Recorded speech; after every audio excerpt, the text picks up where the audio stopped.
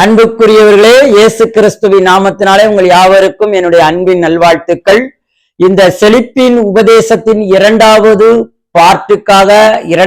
பாடத்துக்காக உங்கள் யாவருக்கும் நன்றியை தெரிவித்துக் கொள்கிறேன்.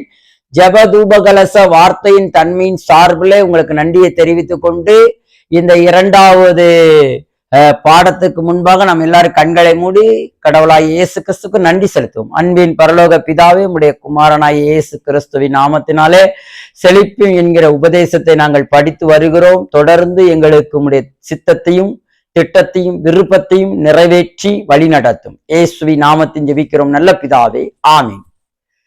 கடந்த நாட்கள்ல நாம கடைசியா பார்த்தோம், குஷ்டரோகியை குறித்து. உமக்கு சித்தம்னா என்னை சுத்தமாக்கும்னா, அப்படி உடனே அவர் என்ன பண்ணாரு, எனக்கு சித்தம் உண்டுன்னு. மலையாளத்துல பார்த்தா எனக்கு மனசு உண்டு, நீ சுத்தமாகனு. இப்ப பரலோக தேவனுடைய பரலோகத்துல என்ன சித்தம் இருக்கு, பரலோகத்துல என்ன திட்டம் இருக்கு, பரலோகத்துல என்ன நோக்கம் இருக்கு, பிதாவுடைய இருதயத்துல என்ன இருக்கு, இயேசு கிறிஸ்துடைய இருதயத்துல என்ன இருக்கு, பரிசுத்த ஆவியானுடைய இருதயத்துல என்ன இருக்கு, திரியேக தெய்வத்துடைய மெய் தெய்வமாகிய ஒன்றான தெய்வத்துடைய இருதயத்துல என்ன இருக்கு, யோவான் 17:3 மெய் தெய்வமாகிய உம்மையும் குமாரனாய் இயேசு கிறிஸ்துவும் என்னையும் அறிவதே நிறைவாழ்வு. நித்திய வாழ்வு என்பது நிறைவாழ்வு என்று சொல்லப்பட்டிருக்கிறது. இந்த நிறைவாழ்வுல என்ன இருக்கு, ஒரு குறையும் இல்லை. ஆனா நம்ம கிட்ட செழிப்பை குறித்தான குறைவு இருக்கு. ஆரோக்கியத்தை நம்புவார்கள், ஆனா செழிப்பை நம்ப மாட்டார்கள். பரலோகத்துல வியாதி இல்லை என்று நம்புவார்கள், ஆனா பரலோகத்துல செழிப்பு இருக்கு என்பதை அவர்கள் என்ன பண்ணுவதில்லை, நம்புவதில்லை. ஆனால் பரலோகத்திலே செய்யப்படுகிறது போல பூலோகத்திலும் செய்யப்படுவதாக என்று சொல்லி ஜெபிப்பார்கள், ஆனால் செழிப்பை மட்டும் வெறுப்பார்கள். அதற்காகத்தான் இந்த செழிப்பின் பாடத்தை தெளிவாக உங்களுக்கு கற்றுக் கொடுக்க வேண்டும் என்கிற நல்லதொரு மனப்பான்மையோடு கூட உங்களிடத்துல இந்த பாடத்தை நான் தொடங்கினேன். எல்லாத்துக்கும் நீங்க அனுப்புனீங்களா? எல்லாத்துக்கும் சப்ஸ்கிரைப் பண்ணீங்களா? எல்லாத்துக்கும் லைக் பண்ணீங்களா? எல்லாத்துக்கும் ஷேர் பண்ணீங்களா? எல்லாத்துக்கும் சொன்னீங்களா தொடர்ந்து இந்த பாடத்தை நம்ம பார்ப்போம் அப்படின்னு சொன்னீங்களா? பாம்பேல இருக்கிற ஜனங்கள், மூணார்ல இருக்கிற ஜனங்கள், பாண்டிச்சேரியில இருக்கிற ஜனங்கள், சென்னையில இருக்கிற ஜனங்கள், நம்முடைய எல்லா கிளைண்டம்ஸ், நீங்க எல்லாரும் வாடிக்கையாளர்கள் எல்லாரும், எல்லாத்துக்கும் நீங்க உங்களுடைய பர்சனல் லைஃப்ல இருந்து, உங்க பர்சனல் வாட்ஸ்அப்ல, உங்க ஃபேஸ்புக்ல, உங்க ட்விட்டர்ல நீங்க இந்த பாடத்தை மற்றவர்களுக்கு அறிமுகப்படுத்தும் போது, நீங்கள் நல்லதை விதைக்கும் போது உங்களுக்கு நல்லது நடக்கும் என்று சொல்லி உங்கள் போதகனாக நான் சொல்லுகிறேன். ஊழியக்கார சொல்ற வார்த்தையை கர்த்தர் அப்படியே கனப்படுத்துவாராக. நன்றி. சரி, நாம இன்னைக்கு பாடத்துக்கு நேராக போவோம். கடந்த நாட்கள் நம்ம பார்த்தோம், குஷ்டரோகியை குறித்து பார்த்தோம். அவன் வியாதியா இருந்தான். அந்த வியாதியா இருந்த இடத்துல நேரா இயேசு கிறிஸ்ட போனா, ஐயா நான் ரொம்ப வியாதியா இருக்கேன், குஷ்டமா இருக்கேன், கஷ்டமா இருக்கு, என்ன சுத்தமாக்குங்கன்னா, ஆண்டவர் உடனே சொன்னார், எனக்கும் சித்தம்தான் உனக்கும் சித்தம்தான், நீ குஷ்டத்துல இருந்து நீங்கணும்னு உடனே நீக்கிட்டாரு. ஆமென். அதே மாதிரி இன்னைக்கு செழித்து இருப்பது பரலோகத்தினுடைய சித்தம். சொல்லுங்க, செழித்து இருப்பது பரலோகத்துடைய சித்தம். அதனாலதான் செழிப்பை குறித்து நாம பேசுகிறோம். நல்லா புரிஞ்சுக்கிடணும். இது தவறான உபதேசம் இல்ல, நேரான உபதேசம், கரெக்டான உபதேசம், தெளிவான உபதேசம். இதை கற்றுக்கொண்டீர்கள்னா இந்திய நாட்டுல 65 லட்சம் தமிழ் கிறிஸ்தவர்கள் ஒருவர் கூட ஏழையாய் இருப்பது கிடையாது. தேவனுடைய விருப்பம் எல்லோரும் செழித்திருப்பதை தேவன் விரும்புகிறார். முதல்ல நீங்க தெரிந்து கொள்ளணும், என்ன செழிப்புங்காரு. உங்க பையன் கணக்குல ரொம்ப புவர் அப்படின்னா என்ன, அவன் கணக்கு பாடத்துல ஏழையா இருக்கிறான்னு அர்த்தம். நாம நிறைய விஷயத்துல ஏழையா இருக்கிறோம். அதைத்தான் தேவன் விரும்புகிறார். நீங்கள் ஏழையா இருக்கக்கூடாது, எல்லா விஷயத்திலும் செழித்திருக்க வேண்டும். அதற்கு பெயர் தான் வெற்றி உள்ள வாழ்க்கை, கிறிஸ்தவ வாழ்க்கை. இதுக்காகத்தான் இந்த பாடத்தை உங்களுக்கு எடுக்கிறேன். வெறும் பணம் பணம் பணம் இல்ல, பணம் இருந்தாதான் எல்லாமே செழிப்பு. குணம் இருந்தாதான் எல்லாமே செழிப்பு. நலம் இருந்தாதான் எல்லாமே செழிப்பு. எல்லாவற்றையும் சேர்த்துதான் உங்களுக்கு கொடுக்க வந்திருக்கிறது இந்த செழிப்பின் உபதேசம். தப்பா நினைச்சு அப்படியே இந்த சேனலை க்ளோஸ் பண்ணிடாதீங்க. தெளிவா எதையும் முழுசா என்ன சொல்ல வாராரு, கடவுள் இவர் மூலமா எனக்கு என்ன உணர்த்துறாரு, அதை நீங்க புரிஞ்சு அதை தெரிஞ்சு அதை கேட்டுட்டு பிறகு நீங்க இது நல்லதா நல்லது இல்லையான்னு அன்னப்பறவை மாதிரி என்ன பண்ணணும், இது தண்ணியா இல்ல வெறும் தயிர் கட்டியான்னு சொல்லி அதை எடுக்கிறதுக்கு முயற்சி பண்ணுங்க. குறை சொல்ல வேண்டாம். புரியுதா? எல்லாருக்கும் அனுப்புங்க. ஓகே, கவனிப்போம். பாருங்கள், குஷ்டரோகி இயேசுவின் இடத்தில், ஆண்டவரே உமக்கு சித்தமானால் என்னை சுத்தமாக்கும் உம்மால் ஆகும் என்றான். அதற்கு இயேசு, சித்தம் உண்டு, சுத்தமாக என்றார். அவன் சுத்தமாக வேண்டும் என்பதை ஆண்டவருக்கு சித்தம் என்றால் அவனை சுத்தமாக்கவும் அவரால் கூடும் என்று அவன் சொன்னான். அப்ப அவனுக்கு நல்லா தெரியுது சுத்தமாக வேண்டும் என்றும், அவனுக்கு தெரியுது தேவனால ஆகும் என்று. அதனாலதான் நான் சொன்னேன், தேவனால எல்லா விஷயத்திலையும் நாம செழித்திருக்க முடியும் என்பதை இந்த உபதேசம் நமக்கு காட்டி கொடுக்கிறது. ஆமேன். பாருங்கள், அவரால் கூடும் என்று அவன் சொன்னான். நாம் செழிப்பது தேவனுக்கு சித்தமானால் நம்மை செழிக்க பண்ணும் அவரால் கூடும் என்பதை நாம் ஏன் மறுக்கிறோம்? மறுக்க கூடாது. செழிக்க அவரால் கூடும் என்றால் நாம் விசுவாசிக்க வேண்டும். அதை தேவன் வலியுறுத்துகிறார். இந்த போதனை வலியுறுத்துகிறது. உங்கள் போதகனாகிய அலெக்ஸ் சுந்தரராஜ் நானும் வலியுறுத்துகிறேன். இதுதான் உண்மை, சத்தியம், உண்மை. இதை நீங்க தெரிஞ்சுக்கிடணும். உங்கள் வாழ்க்கையில் செழித்திருக்க வேண்டும் என்று நீங்கள் விரும்பினால், அதாவது செழித்திருக்க வேண்டும் என்று விரும்பினீங்கன்னா நீங்க செழித்து இருப்பீங்க. என்னத்த அப்படின்னா அன்னத்தை தான். செழித்து இருக்கணும்னு விருப்பம் வேணும். எல்லாத்துலயும் முதன்மையா இருக்கணும், எல்லாத்துலயும் நாம் மேன்மையா இருக்கணும் தான் செழிப்பு. அப்ப செழிப்பை குறித்து அள்ள தட்டிடக்கூடாது. நான் எல்லாவற்றிலும் செழித்திருக்கிற என்றதை விரும்புகிறவர்களுக்கு மட்டுமே செழிப்பு வந்து சேரும். விரும்பாத பட்சத்துல செழிப்பு வராது. அப்ப செழிப்புக்கு நாம் என்ன செய்ய வேண்டும்? முதல்ல விரும்பணும், அதை விரும்பணும், அதை ஆசைப்படணும். அதன் மேல தேவன் எனக்கு செழிக்க வேண்டும் என்று விரும்புகிறபடினால நானும் விரும்புகிறேன். நம்ம இயேசு சுவாமியை குறித்து, இயேசுவை குறித்து நீங்க ரொம்ப தெளிவா தெரிந்து கொள்ளணும். பெதஸ்தா குளத்தின் அண்டையில 38 வருஷமா ஒரு மனுஷன் படுத்து கிடந்தாரு. அந்த மனுஷன் வந்து ஜென்டில் காட் ஜீசஸ். இயேசு ரொம்ப டீசண்டா, ஐயா சுகம் பெற விரும்புறியா இல்லையா? ஏன்னா நீ 38 வருஷமா ஒரே இடத்துல படுத்துட்ட. 38 வருஷமா உனக்கு 3 வேளையும் சோறு தேடி வந்துட்டு நீ இப்படியே பழகிட்ட. ஆனா இப்ப உன்னை நான் சுகப்படுத்தி உன்னை நடக்க விட்டா நீ வேலை செய்யணும். வேலை செஞ்சுதான் திங்கணும். ஆமா, நம்ம பாசையிலே சொல்லுவோமே, நீ வேலை செஞ்சாதான் சாப்பிடணும். அதனால அவனுடைய விருப்பத்தை கேட்டார். அவன் உடனே சொன்னான், நான் சுகம் பெற விரும்புகிறேன். அதே மாதிரிதான் இந்த செழிப்பின் பாடத்தை கேட்கிற ஒவ்வொரு ஐயாமாரும், அம்மாமாரும், அண்ணன்மாரும், அக்காமாரும், தம்பிமாரும், தங்கச்சிமாரும் நல்லா கேட்டுக்கிடணும். நீங்க விரும்பினா மட்டும்தான் செழிப்பு வரும். நீங்க விரும்பாத பட்சத்துல செழிப்பு வராது. அப்ப செழிப்பை விரும்பவனும் தேவனும் செழிப்பை விரும்புகிறார். செழிப்பை தேவன் விரும்புகிறார். அப்ப நாம விரும்பணும்.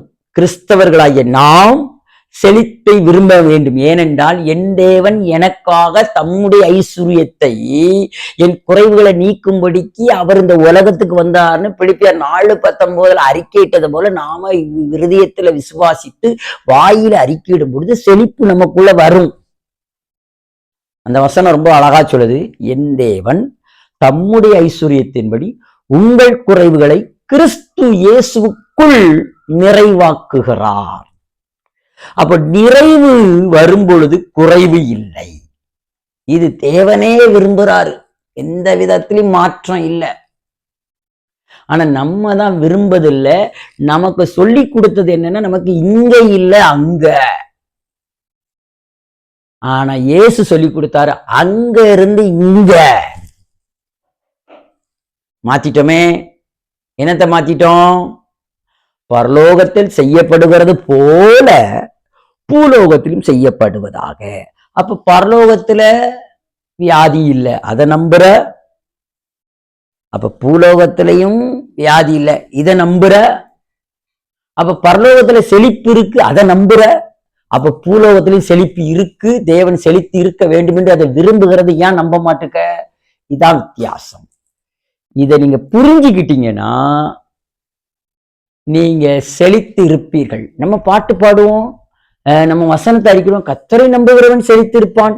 ஆனா வசனம் என்ன சொல்ல தெரியுமா? மூல பாஷையில, அவரை நம்புகிறவன் செழித்தே இருப்பான். எப்படி? அவரை நம்புகிறவன் செழித்தே இருப்பானாம். இதை நாம என்ன பண்ணுவதில்லை, புரிந்து கொள்ளுவது இல்லை. சரி, பாருங்கள். உங்கள் வாழ்க்கையில் செழித்திருக்க வேண்டும் என்று நீங்கள் விரும்பினால், முதலாவது அந்த செழிப்பை நமக்கு தர வல்லவராக தேவனையும், அந்த தேவன் நமக்கு செழித்திருப்பதை விரும்புகிறார் என்பதையும் அறிந்து கொள்ள வேண்டும். அறியாத பட்சத்துல நம்ம முட்டாள். அதனாலதான் நான் எபேசியர் 5:17 சொன்னேன், ஆதலால் உங்கள் மதீனத்திலிருந்து முதல்ல என்ன பண்ணுங்க, வெளியே வாங்க. ஏன்னா நீங்க மதீனமா இராமல், முட்டாள்தனமா இராமல், தேவனுடைய சித்தம், தேவனுடைய விருப்பம் என்ன என்பதை நீங்கள் அறிந்து உணரணும். உணராத பட்சத்துல செழிப்பை பத்தி நீங்க இப்ப கனவு கண்டா கூட வராது. ஆனா உணர்ந்து நான் செழித்திருப்பதை என் தேவன் விரும்புகிறார், ஆகவே நான் செழித்திருப்பது இந்த உலகத்திற்கு என் தேவனை குறித்து ஹைலைட் பண்ணுவது. அதுதான் மெயின். தேவனை குறித்து நான் எதுக்காக செழித்திருக்கணும்னு, என் தேவன் என்னை ஐஸ்வர்யவனா வைத்திருக்கிறார், என் தேவன் என்னை வெற்றி உள்ள வாழ்க்கையா வைத்திருக்கிறார், என் தேவன் என்னை நோய் இல்லாமல் வைத்திருக்கிறார், என் தேவன் என்னை பிரச்சனை இல்லாமல் வைத்திருக்கிறார். ஆகவே நான் செழிப்பின் உபதேசத்தை விரும்புகிறேன். இதுதான் மெயின். பாருங்கள், அறிந்து கொள்ள வேண்டும். நாம் செழித்திருப்பது தேவ சித்தம் என்பதை வேதத்திலிருந்தே உறுதிப்படுத்தி கொண்டு அதை விசுவாசிக்க வேண்டும். வேதத்திலிருந்து தான், வெளியெல்லாம் போக வேண்டாம். வேதத்திலிருந்து உறுதிப்படுத்தி கொண்டு அதை விசுவாசிச்சாலே போதும். என் ஆண்டவர் நான் செழித்திருப்பதை விரும்புகிறார் என்பதை நான் வேதத்துல கண்டுபிடிக்கணும். வேதத்தை என்ன பண்ணணுமா? தேடி வாசிக்கணும். வாசிக்காத பட்சத்துல செழிப்பு உங்களை பத்தி என்ன பண்ணாது, உங்களுக்கு தெரியாது. அப்ப வேதத்தை தேடி வாசிக்கும் போது என் தேவன் நான் செழித்திருப்பதை விரும்புகிறார் என்பதை உபாகமத்துல நம்ம பார்த்தோம். சம்பாத்தியம் பண்ணுவதற்கு பலன் தருகிறார்.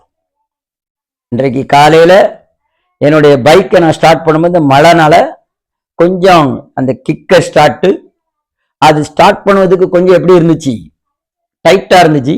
உடனே நான் ஒரு ஸ்டார்ட் பண்ணி பார்த்தேன், வரல. ரெண்டாவது உடனே நான் என்ன பண்ணிட்டேன், என்னை பலப்படுத்துகிற கிறிஸ்துவினால் எல்லாவற்றையும் செய்ய எனக்கு பலன் உண்டு, ஒற்றே அற ஸ்டார்ட் ஆயிட்டு. அப்போ வசனத்தை எந்த இடத்துல எப்படி நாம பயன்படுத்துறோமோ அந்த இடத்துல வெற்றி.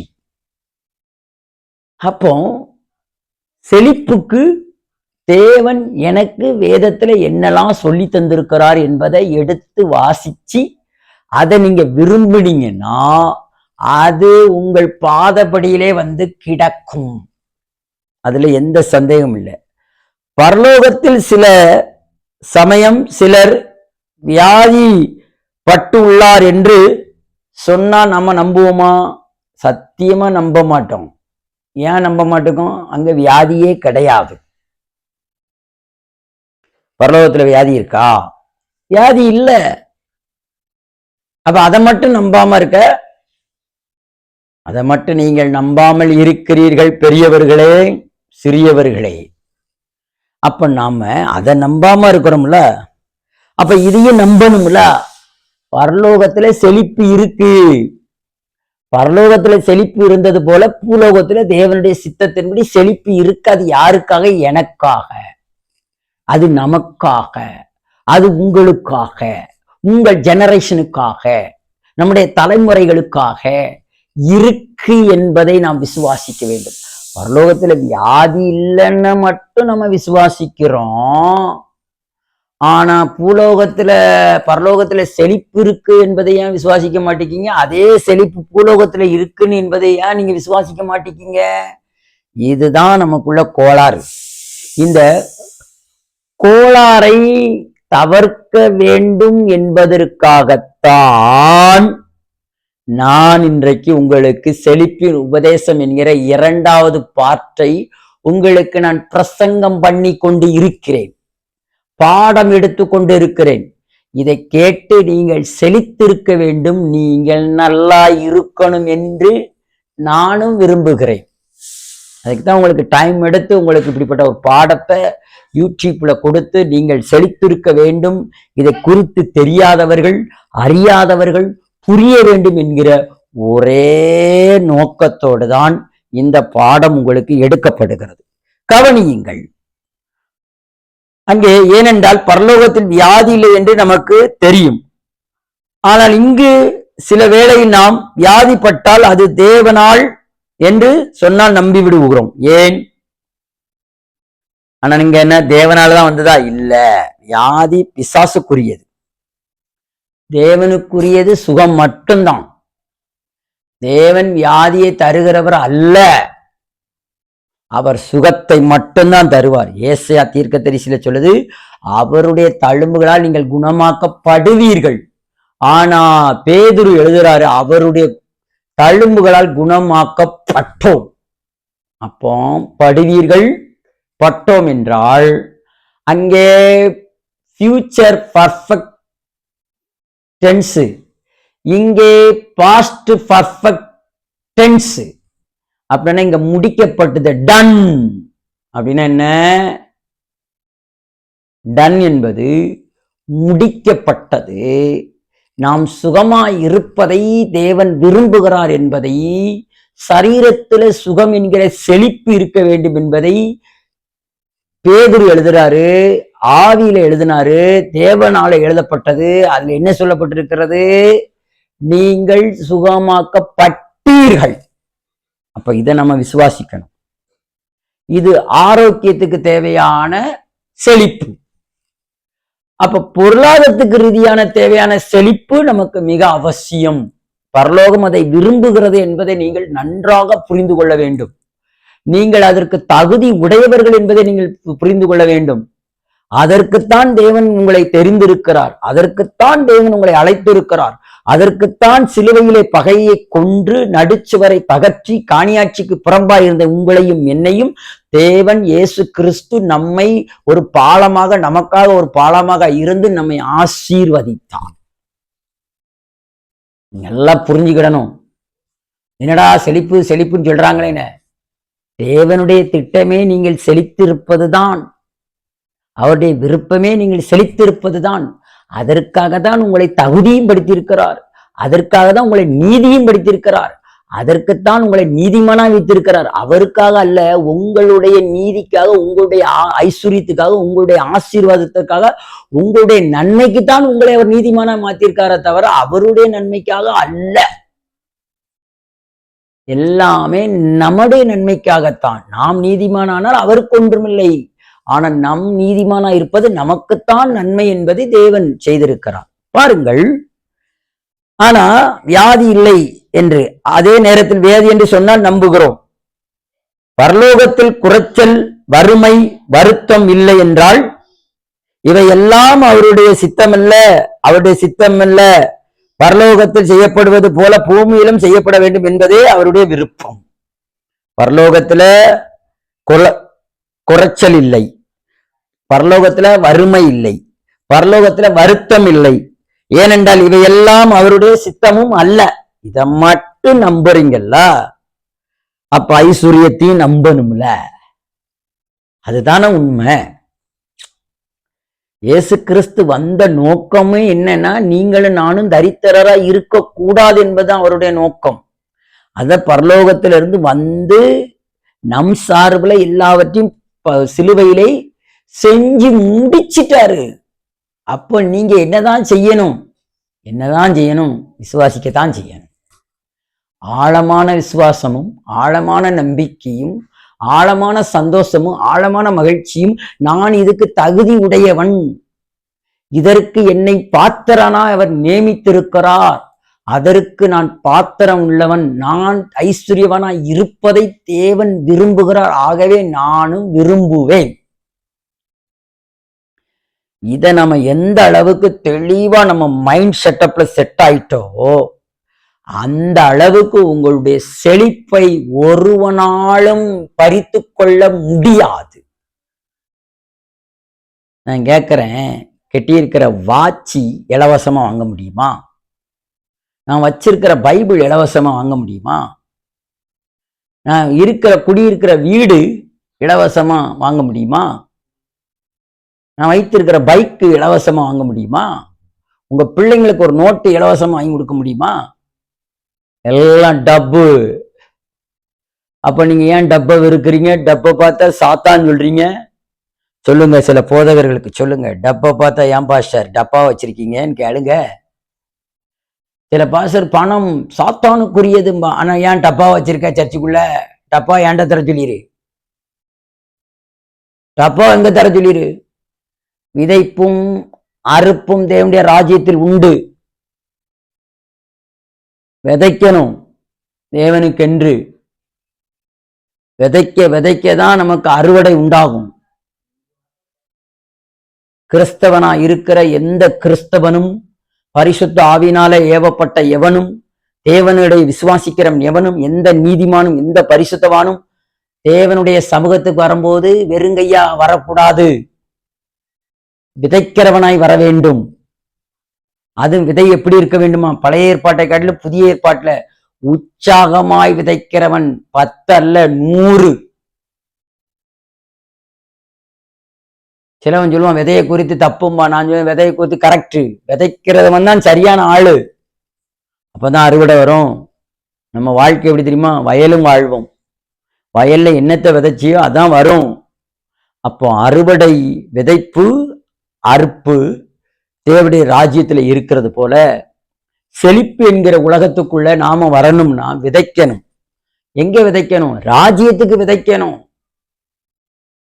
தேவனுடைய ராஜ்யத்துக்கு விதைக்க வேண்டும். நாம் விதைத்தால் மட்டுமே செழிப்பை பார்க்க முடியும்.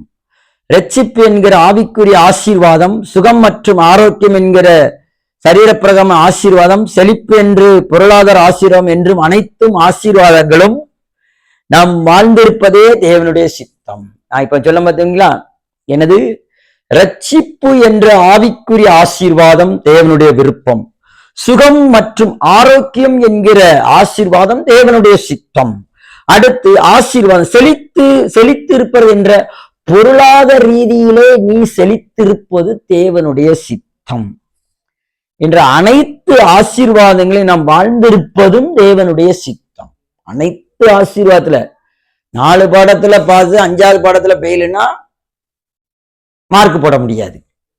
அத மாதிரி அனைத்திலையும் நாம் செழித்திருப்பதை தேவன் ஆணித்தரமாய் விரும்புகிறார் என்பதை நீங்கள் நன்றாக புரிந்து கொள்ள வேண்டும்.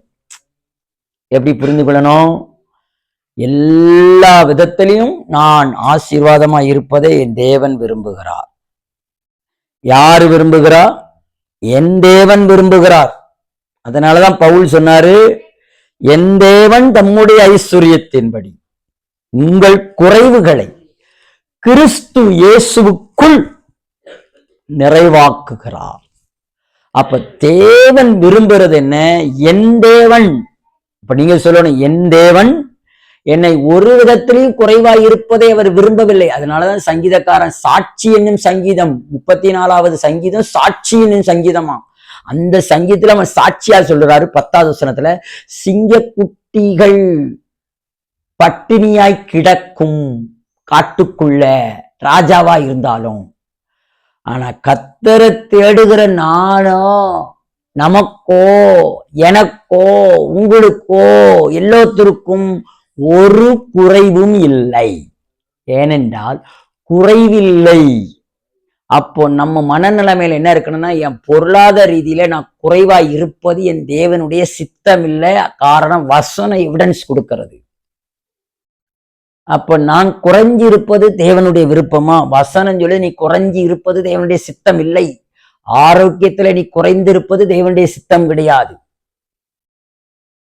அதை நல்லா புரிஞ்சுக்கிடணும்.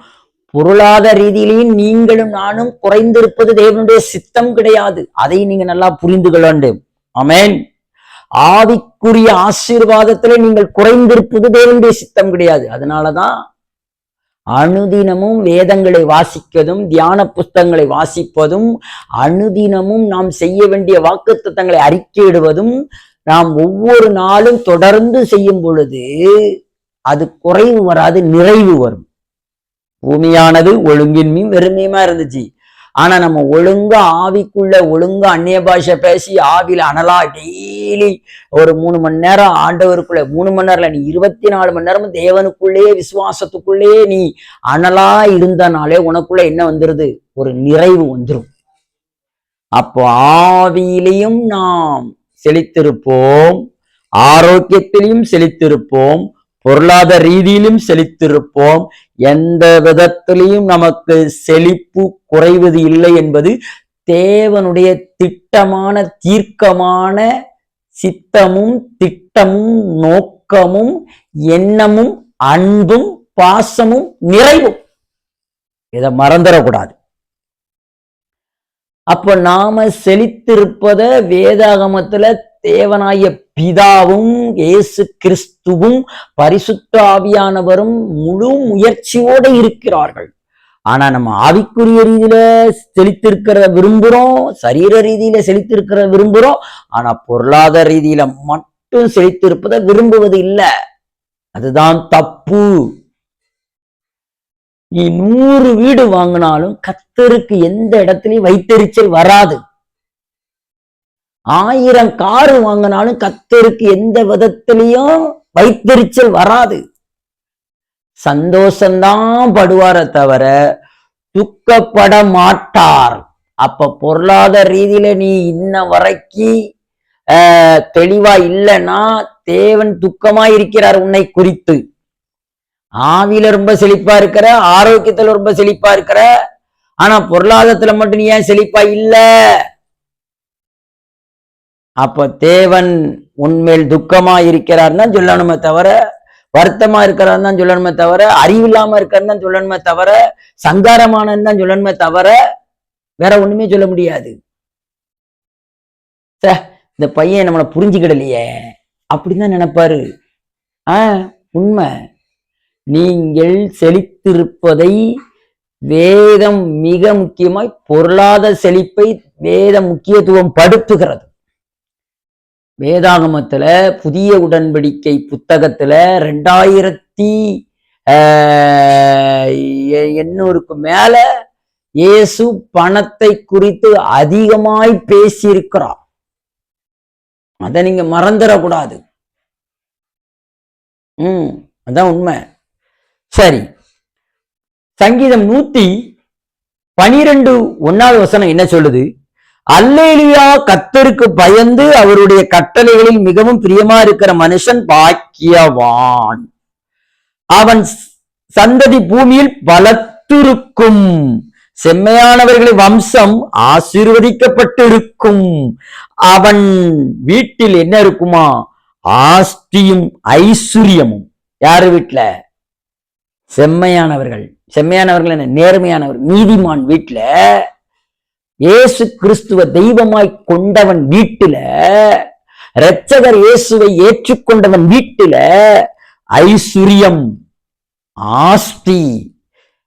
அவன் வீட்டில் என்றைக்கும் அவனுடைய நீதி என்றைக்கும் நிற்கும். இதுதான் உண்மை. சங்கீதம் நீங்க 112:1 வசனங்களை வாசித்து பார்த்தீங்கன்னா அங்க தெளிவா இருக்கு. வாசிக்க மட்டும் தெரியுதுல, அதை அபியாசப்படுத்த வேண்டாமா? அதன்படி நம்ம வீட்டுல இருக்கு இருக்கு இருக்கு இருக்கு இல்லாதவைகளை இருக்கு என்று சொல்லி அழைங்கள். அப்பொழுது நீங்கள் ஆபிரகாமினுடைய சந்ததி, அப்பொழுது நீங்கள் ஈசாக்குடைய சந்ததி, அப்பொழுது நீங்கள் யாக்கோப்புடைய சந்ததி. ஏனென்றால் பகையை நடுச்சுவரை தகத்தெறிந்து சிலுவையிலே வெற்றி சிறந்த இயேசுவனுடைய பிள்ளை நீ. யோவான் 1 சுவிசேஷத்துல 1வது சுவிசேஷத்துல 1ஆம் அதிகாரத்துல 12வது வசனத்துல சொன்னது போல எத்தனை பேர் அவரை விசுவாசிக்கிறாங்களோ இயேசு கிறிஸ்துவை, அத்தனை பேர் அவருடைய பிள்ளைகள். அப்ப அவருடைய பிள்ளைகள் நீங்கள் இப்படியேத்தான் இருக்க வேண்டும் என்பதை நீங்கள் மறந்து விடாதீர்கள். நம்ம எல்லாரும் அப்படியே தலைகளை தாழ்த்தி கண்களை மூடி இந்த நல்ல வேலைக்காக, நல்ல நேரத்திற்காக கடவுள் நமக்கு நல்ல ஒரு வாய்ப்பை தந்து செழிப்பின் உபதேசத்தில் பார்ட் 2 படிக்கும்படிக்கு, இந்த பாடத்தை படிக்கும்படிக்கு கடவுள் செய்த கிருபைக்காய் ஸ்தோத்திரம். நான் ஏற்கனவே உங்களுக்கு சொன்னேன், எங்களுடைய சேனலை சப்ஸ்கிரைப் பண்ணுங்க, அந்த பெல் பட்டனை அமுக்குங்க, அதுக்கப்புறம் மற்றவர்களுக்கு ஷேர் பண்ணுங்க. எங்களுடைய ஃபோன் நம்பர், உங்களுக்கு எதுவும் டவுட்னா எனக்கு நீங்க ஃபோன் பண்ணலாம். நீங்கள் என்னுடைய ஃபோன் நம்பரை இதுல பதிவு பண்ணுவார்கள், அதை நீங்கள் பார்த்து எங்களுக்கு கால் பண்ணுங்க. இந்த ஊழியத்துக்கு விதைக்க வேண்டும்னா நல்ல நிலத்துல நல்ல காரியத்தை கற்றுக் கொடுக்கறவங்களுக்கு விதைச்சிங்கன்னா, நல்ல இருதயத்துப்புடத்துல நீங்க நல்லா இருக்குன்னு நினைச்சு நேரம் எடுத்து உங்களுக்கு போதிக்கிறனால இந்த ஊழியத்துக்கு நீங்க விதைங்க. கடவுள் நிச்சயமாய் உங்கள் குடும்பத்தை சொன்ன வார்த்தையின்படி உங்கள் வீட்டில் ஆஸ்தியும் ஐஸ்வர்யம் இருக்கும் என்று உங்கள் மேல் ஊழியக்காரனை நான் பேசுற வார்த்தை, அவருடைய பிள்ளையாய் நான் பேசுகிற வார்த்தை 1000 மடங்கு உங்கள் வாழ்க்கையில் இப்பொழுது இருக்கிறதை காட்டிலும் 1000 மடங்கு தம் பிதாக்களின் வேணக்கத்தை தாம் சொன்னபடி உங்கள் வாழ்க்கையில நடக்கும், நான் சொன்னதும் நடக்கும் என்று சொல்லி உங்களை ஆசீர்வதிக்கிறேன். May God bless you.